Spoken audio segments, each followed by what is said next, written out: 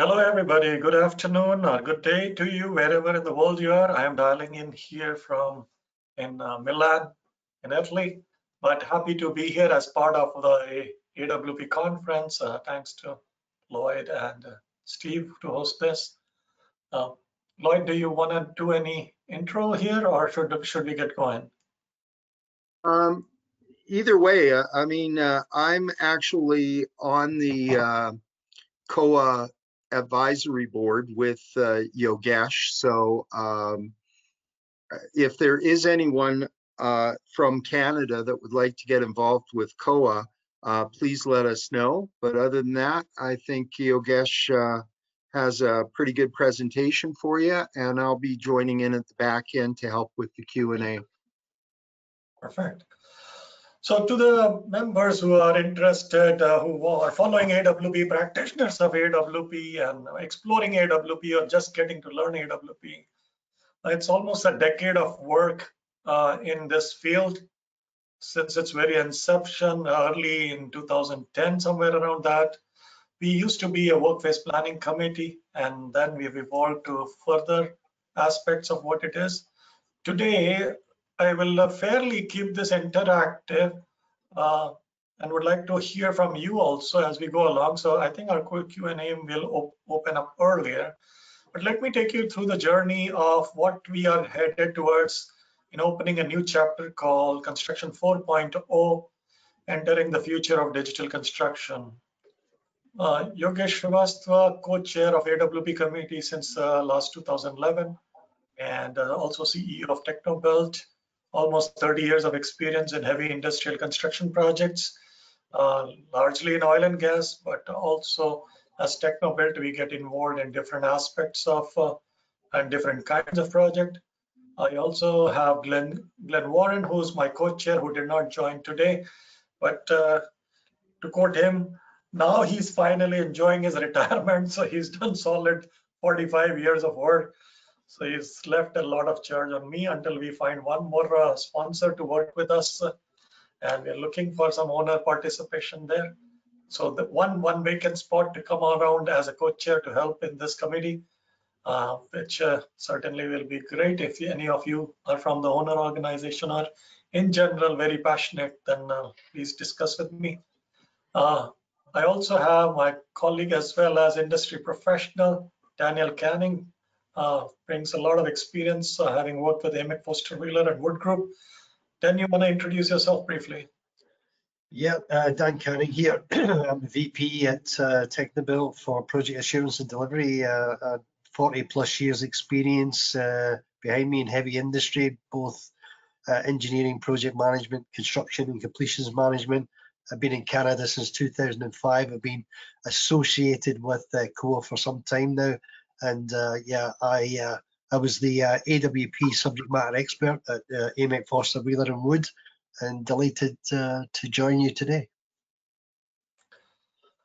So when did it all start? Construction, let's give you a little background on Construction Owner Association of Alberta. It's been around more than 50 years, since 1973.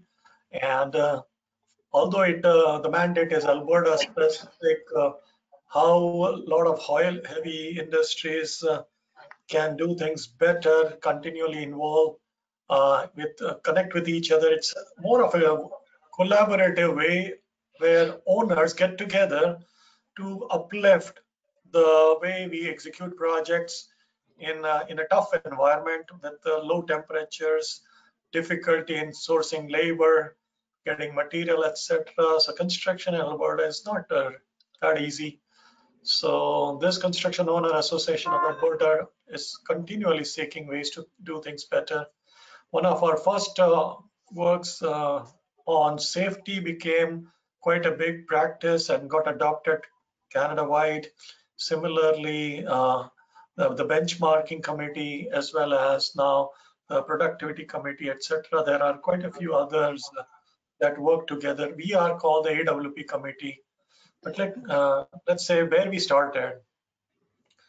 Lloyd will probably address to this. He initially got involved in helping for a small study, which ended up a lifetime of work, I would say.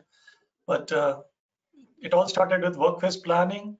This was to address poor productivity issues in 2003.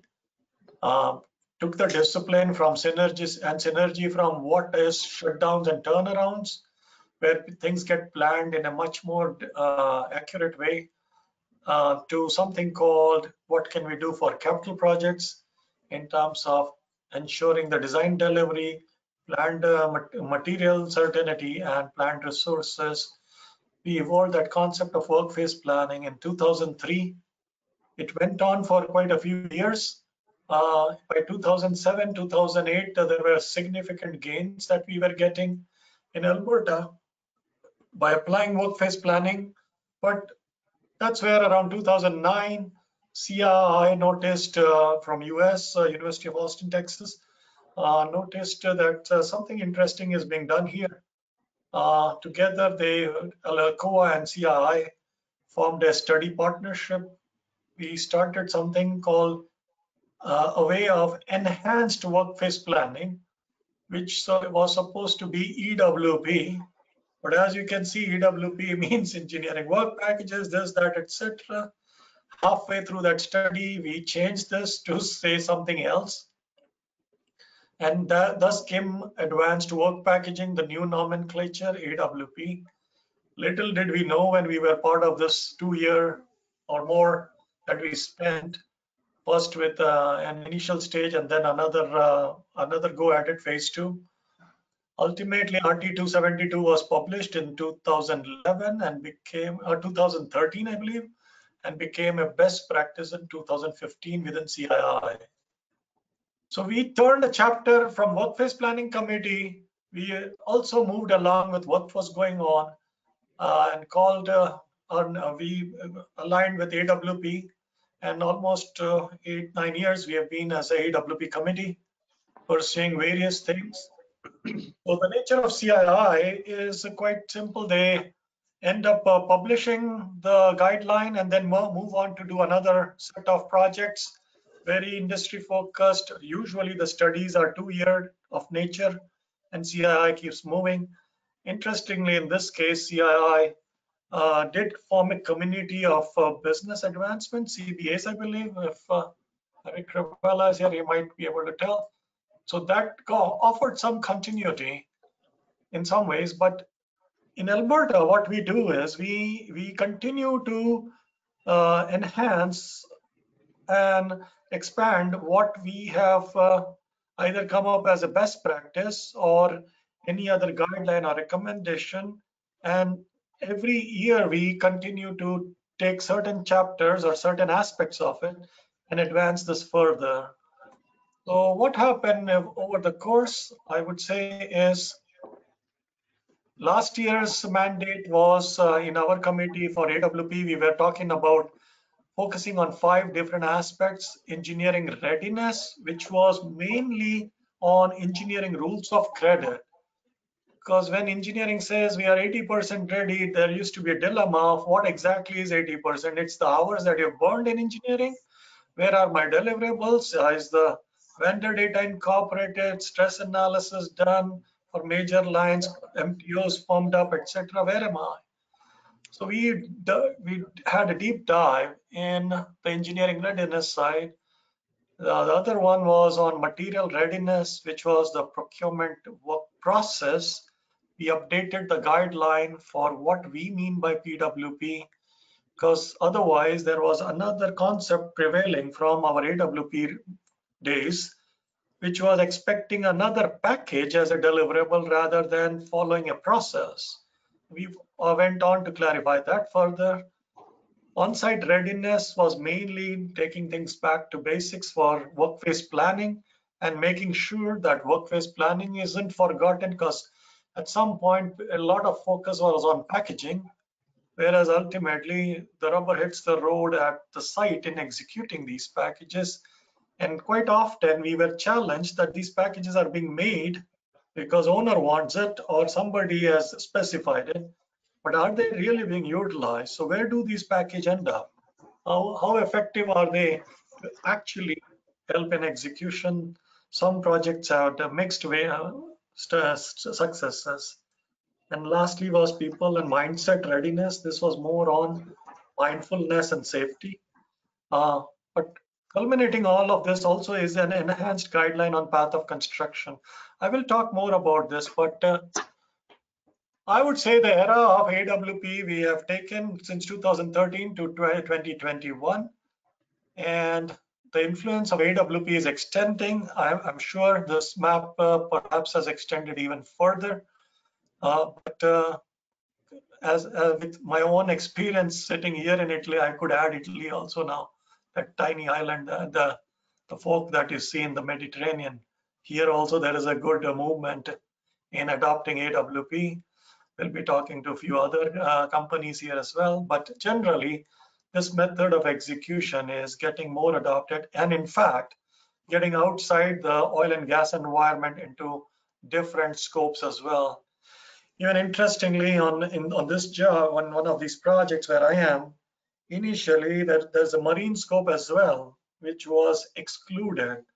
But guess what? As the things started off on the project, it made sense that why to exclude marine, and why couldn't it be done in a similar systematic fashion? Ultimately, we are trying to manage scope better. So that's where things are going across industries, across regions, and across disciplines. So another thing, of course, disciplines, piping and steel, everybody's focusing on that, and rightfully, I mean, that's important. More than 60% of your costs probably lie there, depending on type of job.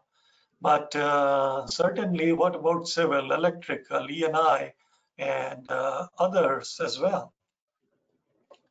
So let's see, where are we headed with AWP now? Owners are also specifying that thou shall use AWP, otherwise don't bid on my project. Or if you know AWP, if you're competent with AWP, that's also starting to come together now. Owner, of course, has an important element in terms of checks and balances and shepherding the project to making sure that it gets adopted. So that's where things are with the owner and contracts and the compliance aspect of it. But this is all against a backdrop of projects after projects, no matter where you see in the world. They're facing cost overruns, schedule delays, and on an average, things are not looking good still. Now, this is a little dated, 4-5 years ago, but the whole aspect of it was we still do a lot of planning, packaging, but where are we with execution? And that's where things go out of control. And my own career of 30 years, I've seen the technology space from 2D to 3D. And also last 10 years or so, I've been seeing 4D, 5D, 6D, even 7D. Is that going to solve the problem? Now, there's been over a decade of things that have come in play. And then if you look at issues around the globe holistically, there are some different concerns.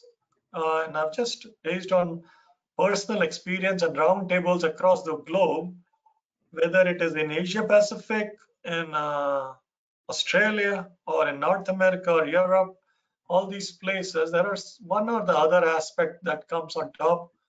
Each of them have a nuance. Somewhere there is subcontracting, a lot of subcontracting, some is cost reimbursable, somewhere there is a lot of issues around material, etc. So does one size fit all is also an issue to be discussed. So, and within AWP realm also, there is opportunities. How many AWP coordinators, workplace planners, etc. can I afford to add in my organization structure to deliver this, with still a question on certain people's mind that will I be really getting the benefit in the end? Because people who haven't had enough maturity in it can probably still end in quicksand despite doing all this packaging business. So all that is important. And all that said, execution focus is what was specified when Carry Leon out of UK at more than 100-year enterprise. After first, they were interestingly awarded a multi-billion-dollar job just 3 or 4 months before they went bankrupt. So what was the two words that came off of the farmers report and others is, if we don't modernize, we die. So I know the methods and practices are important, but if we don't modernize, something will replace us. And two words, if we continue to execute poorly, we are getting nowhere. So all this packaging and other stuff doesn't take us till the end. And that's where it's about time in our AWP committee, we felt that it's time of also having had some discussions internally within Alberta, especially with our sponsors and the COAA leadership, that how would it be if we now turn a new leaf and incorporate what's happening around us. And what's happening around us is a digital revolution, which we are not isolated from. And that's where we are looking at the core of this as digital construction projects. And around that, we are looking at making sure that there is the AWP aspect of it, the workplace planning side of it, the lean aspect of it, to be how can we do AWP in a lean way, or how can we apply a theory of constraints in a better way, or how can we do integrated project delivery in a better way. None of this is a dichotomy that this one thing is more better than the others. So we felt that the best practices, the methods that have been evolved in different silos can still enable, and we can turn a new chapter by putting it all along with a digital platform or taking a digital approach. This all can combine and come under what we call the flagship of Construction 4.0.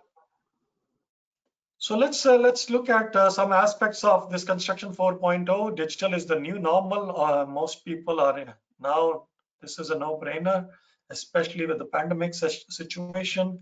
But to put things in perspective, what is 4.0?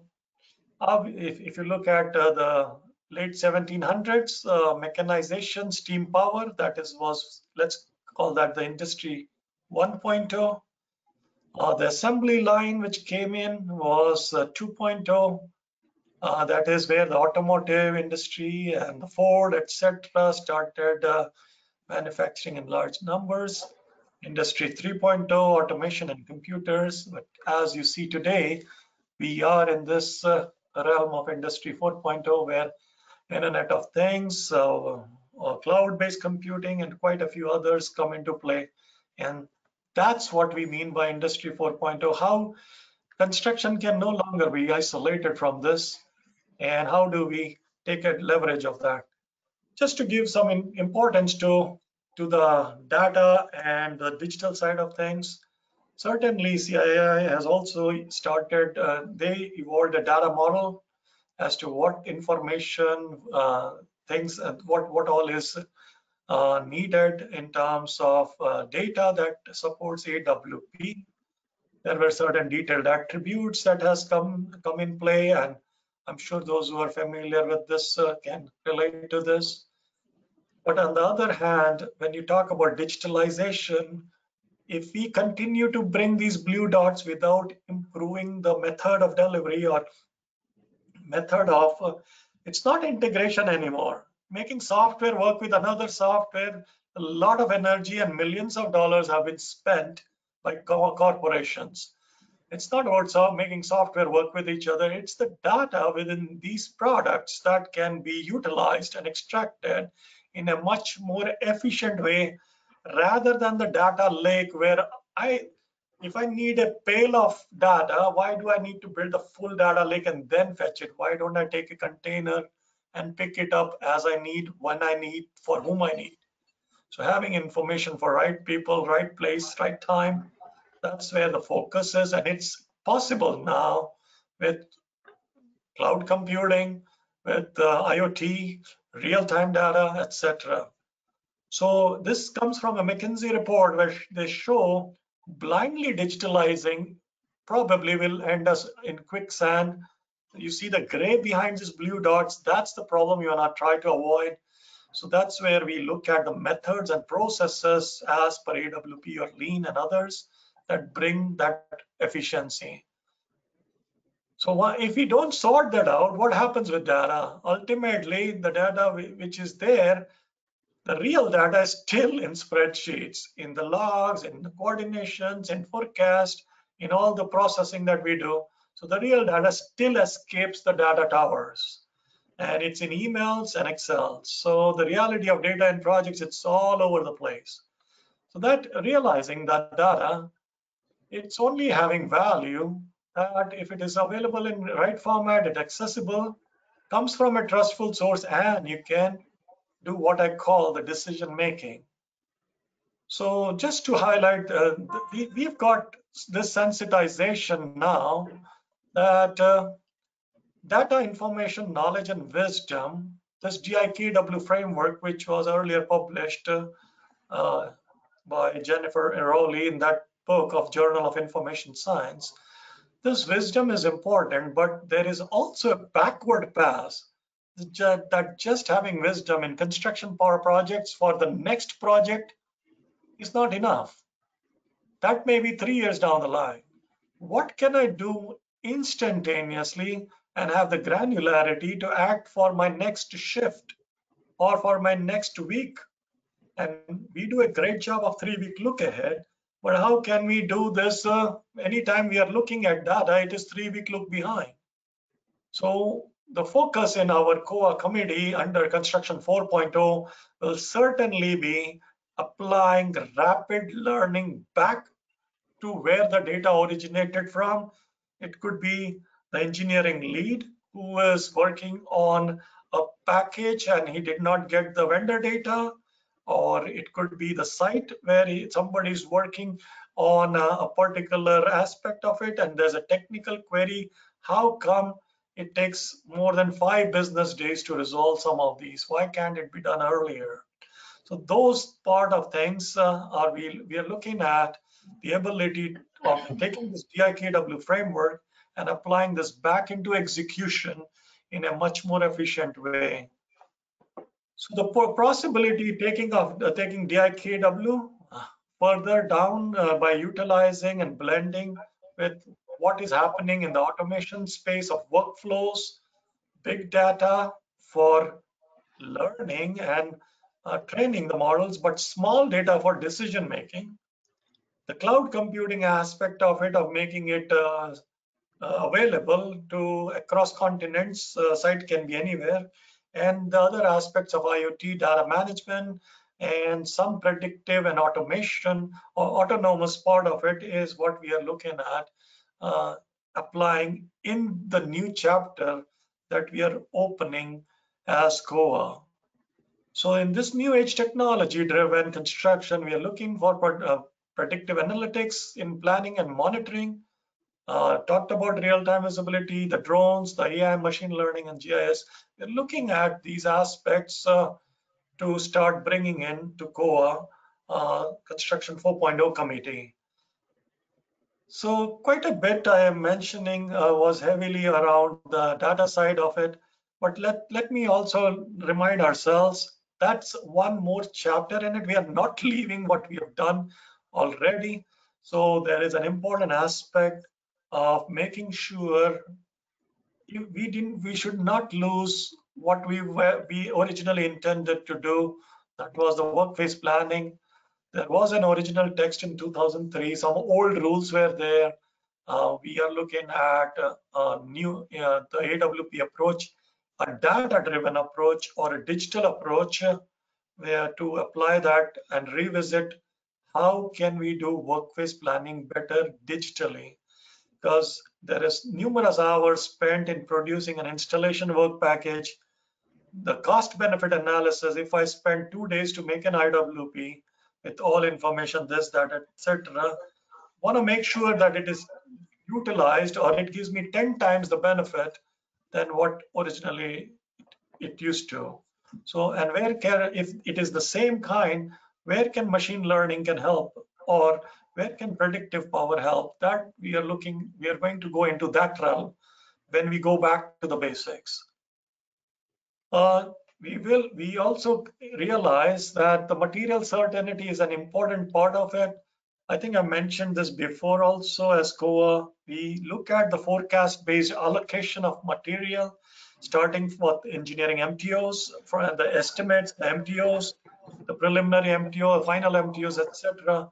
But keeping some accountability in terms of quantity-driven engineering as well as demand-driven construction, because still there is this aspect where things get done at site based on whatever is material available. We open the work fronts. We are changing the paradigm that instead of material being available and then dictating the work front, demanding the material to be available, the work front is already planned as per the CWP and IWP sequencing. So the backward pass, just as we did for drawings and documents, the same thing we are looking at applying for materials. This was from the procurement work process, improving the technology to know where material is, whether it is in requisition stage or it has entered into an SAP product or a JD Edwards that is purchasing it, logistics, delivery, etc., the soft allocation, hard allocation, and the takeout of material, much more granular and real-time based utilization of tech within that space as well. That will certainly influence our view of material again. All that is great, but if the people don't want to do it, such a tough job, if you just come on this project and want to do what you did on the previous job, how can you expect any change?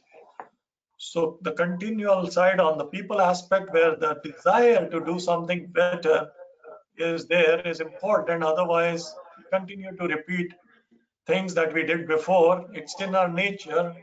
And as you can see, as perhaps previously also I talked about this, about mindfulness. Things we do repeatedly become automatic. 70,000 thoughts come each day. Can you believe that? And 98% are same as yesterday. 80% are negative. And when we keep doing this, we are also incorporating it. And as a study, we talk about productivity, but half the time, if we are not paying attention, how can we be productive? Okay, so quite simple. We are looking at mindfulness, social, mental well-being of people as an important aspect to improve productivity and doing a good quality job right first time. And as the generation is changing with a new generation of workforce that may not spend 5 days in a training class, but tell me in 10 minutes, what am I supposed to do so that I can take care of it? If that is what it is, then there is a paradigm shift here in terms of how the attention and how people work. Again, so the digital side in terms of the culture, change management, and how content gets delivered and things get done is different than where we were just a decade ago. So like I said, we may have all the AWP knowledge, we may have all the skills, but if the desire is missing, I think we cannot go across the bridge. So that's one part. And on another aspect of what I'm sharing here is path of construction. This is an interesting thing. AWP anchors a lot on path of construction. So where in my past experiences also, I've seen this like a one-time exercise. People do this and then probably it gets documented or not, but the work, as soon as the CWP list is prepared, it gets into schedule, etc. Off we go. All the knowledge of why we divided what we divided into various blocks, big or small, whatever, how did we do for piping, what did we do for undergrounds, what we did for electrical, all that gets lost. And so there is an opportunity to digitally manage the path of construction. Of course, quite often people look at 4D. Let's look at 4D. But problem with 4D is I need a 3D. And what's the issue with 3D? For 3D to be useful, at least I should finish 40% engineering or 60% engineering. So I'm too late to figure out the path of construction in 4D when I don't even have a 3D. So that's where we are revisiting as to how can we do this better, a collaborative path of construction that stays alive till the end of the project. Because if we thought about a path of construction in a certain way, how is it communicated to the new people who are joining the project? All they are doing is visualizing that list and a schedule. But are they able to see how are we going to plan the build? Okay, that's another aspect of collaborative path of construction and a continual ability to see how are we against the path of construction. Now, as COAA, last year we have published, you can go to the COAA website and pick up a new version of the path of construction guideline that has better ways of preparing for it, as well as other criterias and a much more better checklist, who all should attend, what you should take to it, etc. But still, it is probably the analog way of doing things. Going forward in our committee, we are looking at digital path of construction. Okay. So one of the key areas of impact will be related to the CWP modularization, stick built, what is heavy haul, what will be a lift program, etc. But a much more collaborative and integrated way of doing things. That is another aspect that we discussed. So I think I've covered key aspects of what COAA is now going into as a new chapter for construction 4.0. One thing we not mentioned here is it's instead of having just specific aspects of it, we are also looking at perhaps the term digital thread is what you have been hearing in CII, but we are looking at the ability to see this holistically from early stage development till handover, but in a more connected way. So the connectivity is very important, as well as the ability to have multiple digital levers to pull at various stages. So you can't do all of it at one go. So how can we have multiple digital levers, important levers in the process of project delivery, whether you're at the feed stage, detail engineering stage, or in construction or commissioning and startup? We are looking at the concept of a guide rails followed by multiple digital levers that enable in project delivery in a much more efficient way. So just in terms of who are the co-chairs as of now, Glenn as well as myself continue to be the co-chair, but as I said recently, Glenn's kind of taking a back seat, so welcome anybody who would want to be part of this. And another mandate I did get from the COAA is that you need not necessarily be an Alberta person. When we are talking about digital initiative, the Digital Construction 4.0 committee, I have the go-ahead to involve people from other parts of the world as well. So this is a call from Alberta to the world, Alberta for the world, but we are so much more willing to get to learn from the world and do better in Alberta as well as Canada. So the mandate is not diluted. It is a bi-directional journey where we are inviting people, whoever is in this call also, that can join in this Construction 4.0 COAA initiative. The committee has had its first meeting, and we will be meeting again every month. Second Tuesday, noon time, mountain time is typically when we meet. It's a 1.5 to 2 hour session. The committee works by dividing its activities into subcommittees. Typically, the subcommittee is based on the topics that I just showed you. So just a quick recap in the Construction 4.0 under that banner, we will be looking at these 5 aspects and more still to be finalized. But as you can see, these 4 quadrants along with digital construction projects, which is more of the holistic view. our committee is going to be operating in these four major pillars and an umbrella around it. So any one of you who's interested in championing this is more than welcome. And I think there is still quite a bit of time. I did mention that I'd like to keep this more interactive from this point forward. So let me request to open up the floor for questions and any Steve? thoughts in construction 4.0. Sure. Steve, could you throw up the Slido slide? Sure, one moment, please. And it's Lloyd here. I'm going to be facilitating the Q&A. I didn't want to break in when Yogesh was presenting, but just to comment, when I first got brought on to the COAA committee, and this was back in 2003, I was told it was going to be a 4-month exercise. At the time, I was a university professor, and since then, I've moved out of academia. I spend all my day working on advanced work packaging, and once you get brought into this, it does become a little bit difficult to get away from it, because it's creating a safer, more productive, and I think more humane construction industry. So I'm actively involved with CII, with the Lean Construction Institute now, the European Construction Institute, and with COAA.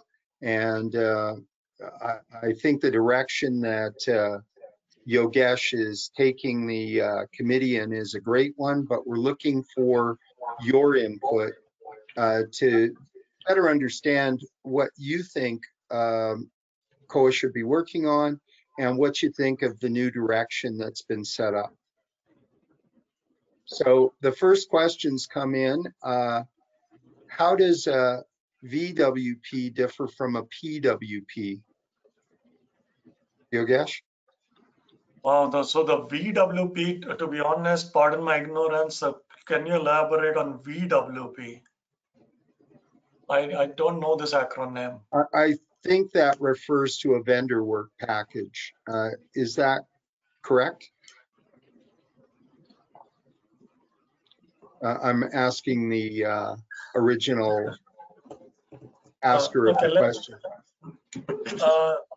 Perhaps then in additional works by CII, they may have created that similar to IWP, module installation work package and system installation work package and all the other acronyms that came across. I think from my point of view, let me say this: PWP also as a procurement work package became another deliverable, or people in the very early days started interpreting like another set of document that needs to go out. Whereas, as you all know, procurement is changing position every month, every week. So we clarified procurement, PWP, as a procurement work process, not as a package, and a dynamic report coming out of your systems of supply chain. When you talk about a VWP, let me give an attempt to it. Maybe you are classifying certain aspects of packages which are farmed out to a vendor, which are part of your design, but it is as a cloud in your drawing as VWP. I would apply the same discipline of making sure that the design data and the boundaries, etc., are clearly demarcated, and I treat that as an engineering scope that needs to be accommodated in my overall build sequence and have visibility to that. No other comment. Sorry, could not answer it in any better context. So, Yogesh, just if you wouldn't mind, I just want to make a comment.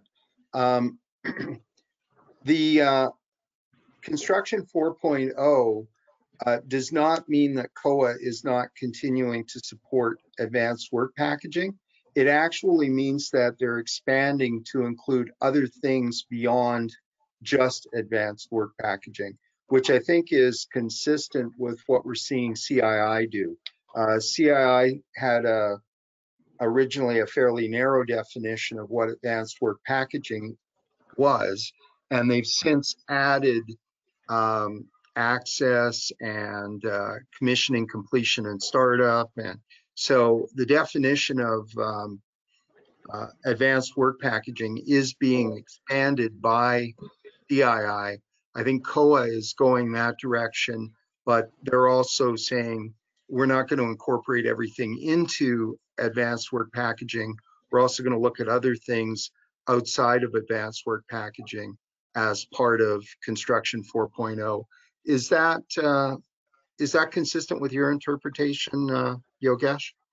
Absolutely. If I can share my screen one more time, I can show you that what are certain practices we are considering. Yeah, show my screen. So if you see the key practices around what is around us is AWP, workplace planning, how to manage indirect costs, ISO 45001, lean construction, IPD, demand driven, and McKinsey study also on a digital construction organization.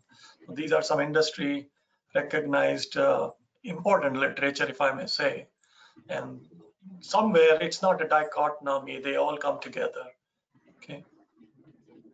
So I see that Maxim has his hand up. Steve, can you unmute Maxim? And if any of you would like to verbally ask your questions, just put your hand up and we'll make your mic live. So Maxim, what were you wanting to add to the conversation? And you can now unmute yourself, Maxim, if you like.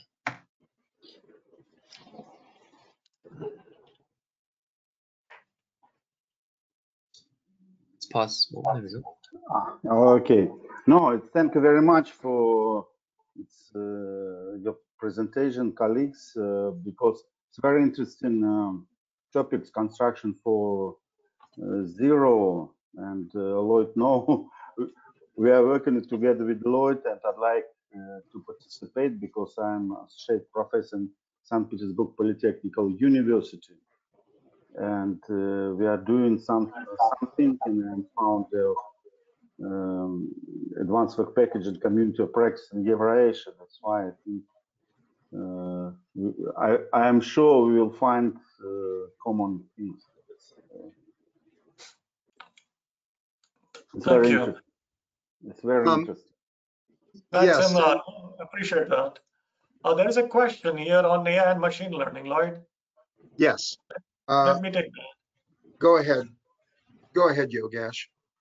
So Maxim, first of all, I think seeing the interest from the Russia, from that continent, certainly very important that we address fundamentals there. But as you can rightly see, the pandemic exacerbated what is the overall, say, digital aspect we have to be able to perform.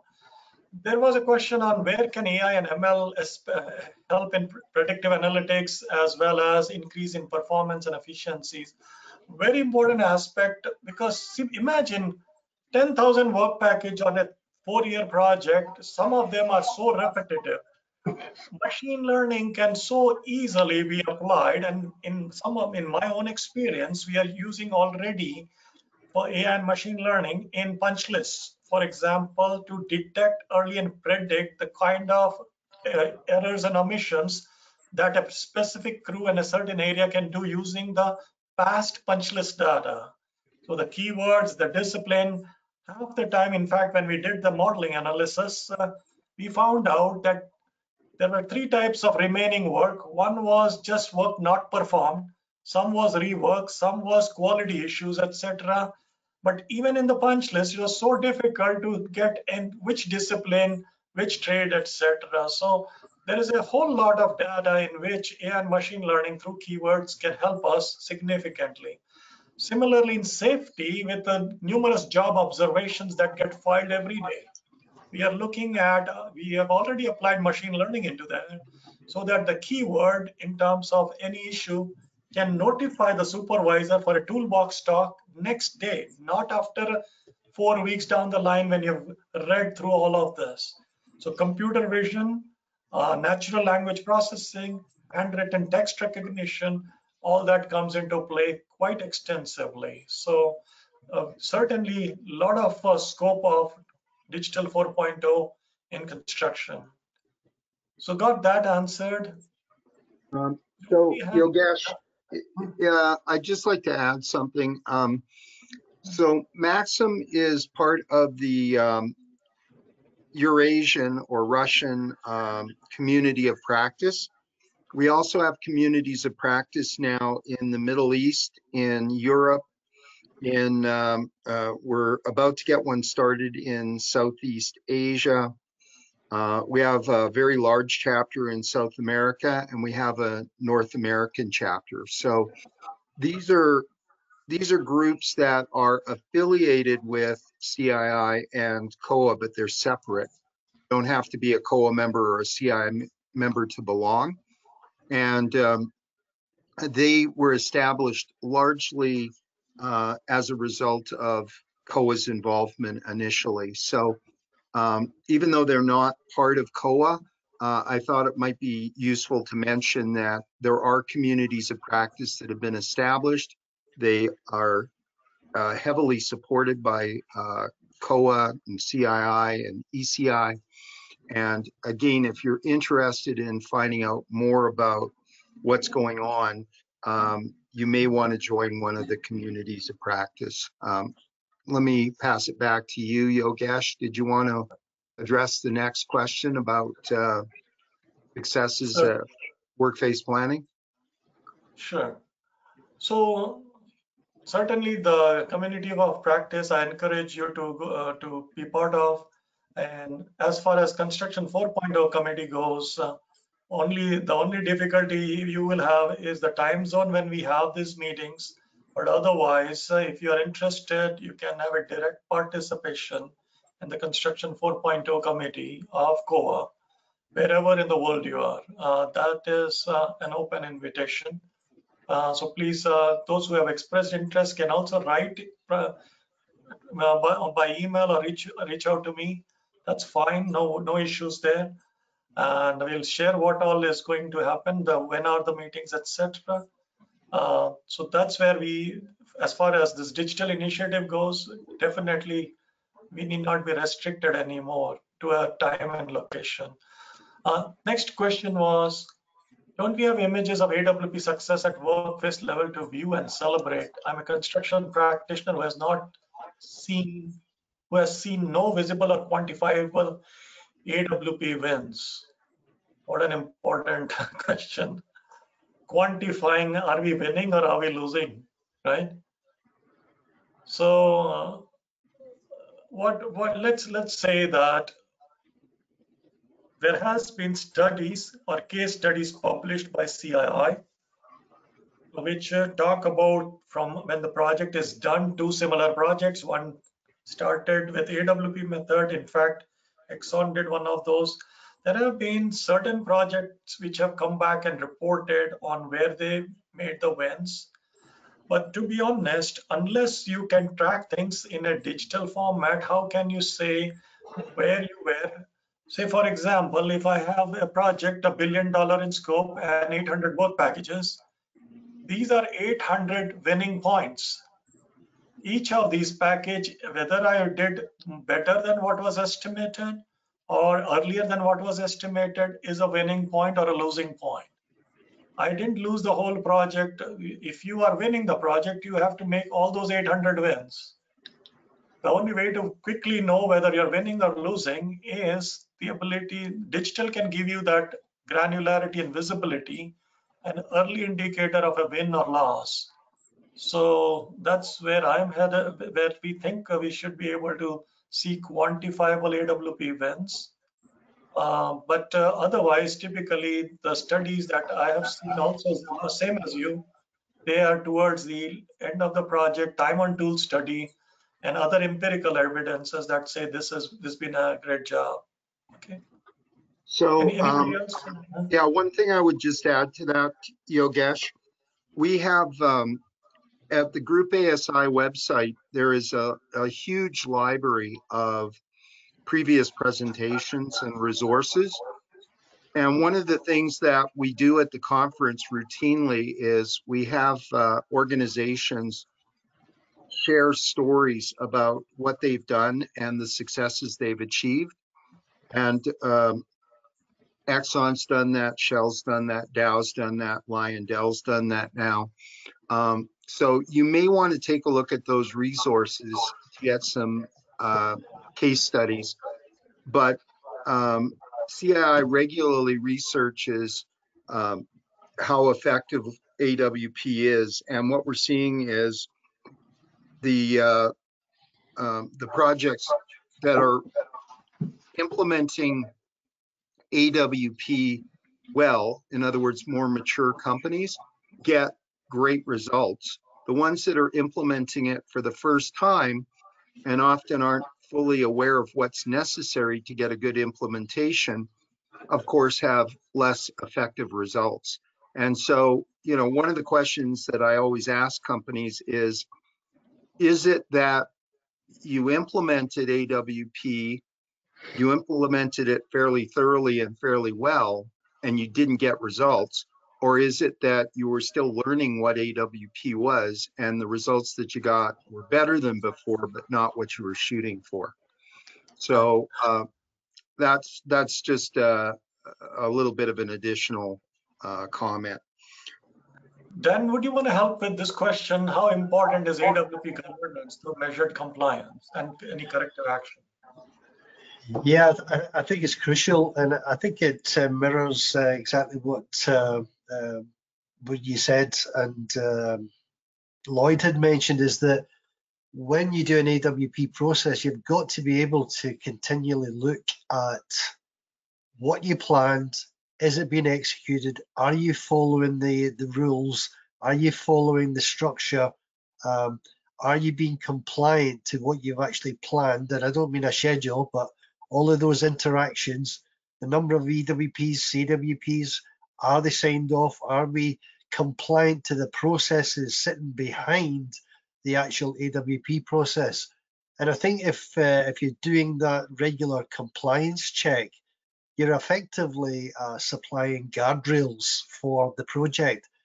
I think then you can look back and say, well, I've applied AWP and I know that I was compliant, and how well did I do? And I think was to Lloyd's point, if you get lost somewhere through that process, you can't really look back and find out how you went off rails, when you went off rails, because the project will end up getting into a firefighting mode.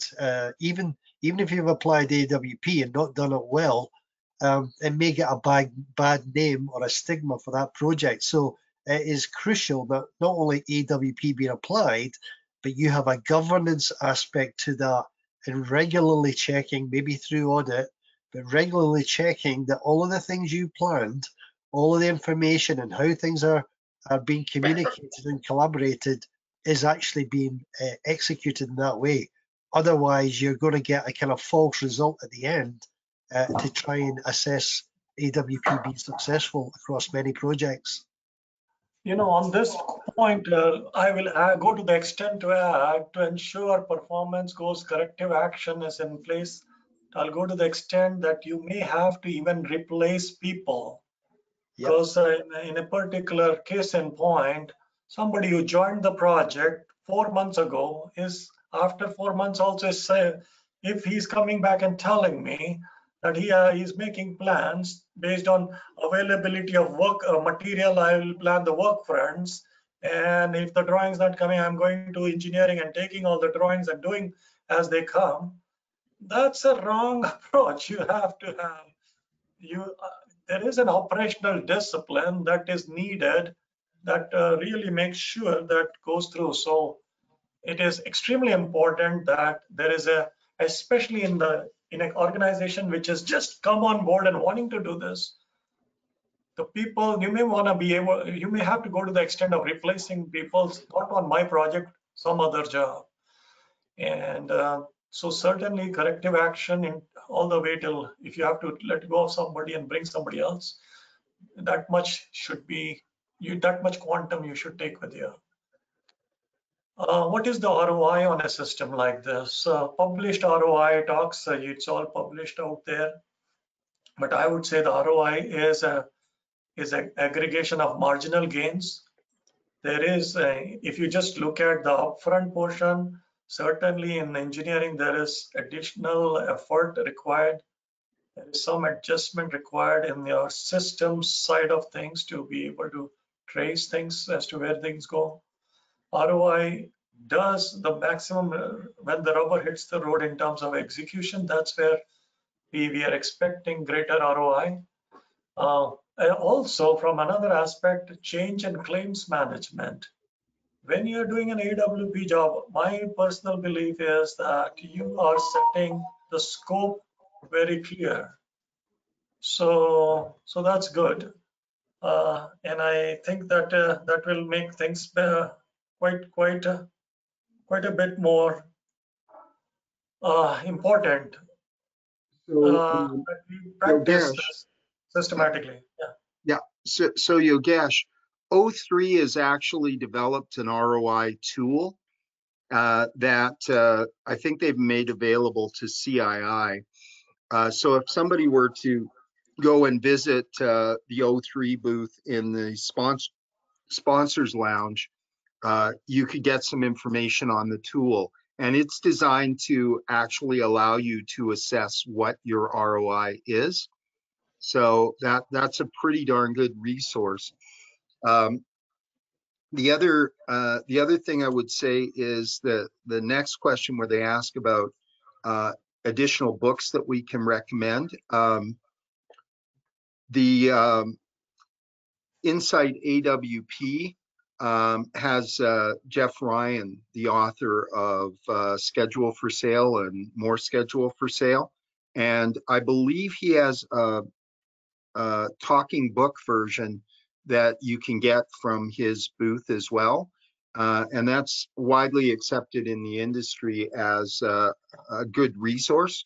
Of course, CII has put out a number of reports on AWP and commissioning, AWP and supply chain, AWP in general, and COAA has put out a large amount of documentation on scalability and work-based planning, and those are all available at the COAA website free of charge. So let me further add there, but when you look at in terms of construction 4.0 and the best practices out there, I find a lot of work done by the big four such as E&Y, the McKinsey, especially I follow McKinsey a lot. So last 4 years of their publications that I've read have made a significant sense because they blend the digital space and the future of the industry in a much more effective way. So when you talk about the topic of construction 4.0 blended with practices, I would also recommend following, at least in my quickly to, I've seen McKinsey give some very good insights as to what the industry has been doing and where they see it heading. Similarly, the E&Y reports have been quite interesting as well in this space. And just to address the other question about training, there are a number of companies that provide some pretty darn good training. AWP University, Concord, Trillium, AWP Insight. If you take a look on the CII site at the registered educational providers, there's a number of people that provide training in advanced work packaging. And, you know, we're not recommending any one source, but we're saying there are a number of good ones out there. We've actually just hit the end of our time period. What I would recommend is if you have any additional questions, you can contact either Dan Canning or Yogesh directly. and they would be happy to answer any questions that we didn't get a chance to address in this session. I want to thank Yogesh and Dan for their presentation. Is there anything you'd like to say, Yogesh, to close out this session? We'll be going back to the main room for our next plenary in 30 minutes. But Yogesh, Dan, anything you'd like to say at this point? Dan, you want to add something? On you go, Yogesh. No, you go ahead. I'll close it then. Yeah, I was just going to add is that probably back to the question that was mentioned a moment ago about the AWP books and the university and all of the good sources of information. What I would say is that I think AWP is a fantastic way of how to plan and process and sequence the execution of any project. It just adds so much value. But one of the things that Yogesh had said earlier in his presentation is that without the basics, and I think that was a kind of wake-up call for everyone, I think we also have to go back to the basics coupled with AWP, because if your estimating is not good or your engineering is not being run well, there's a whole bunch of stuff in there that really, that coupled with the AWP process gets you a best-in-class project. AWP on its own, there's just organizing information as and when it's available, doesn't get you there. So I think it's, again, it was mentioned earlier, it is complementary to other things. And the 5 basic elements that Yogesh was talking about in Construction 4.0, I think will help get us there, with AWP being a vehicle delivery for those best-in-class practices. So on closing, that includes training. Fair enough. Thank you, Dan. I think the future is digital. Construction 4.0 committee is committed to, let's say, taking AWP along, but in a digital way, blending other practices together and inviting the world to participate so that we can build better. That's very important.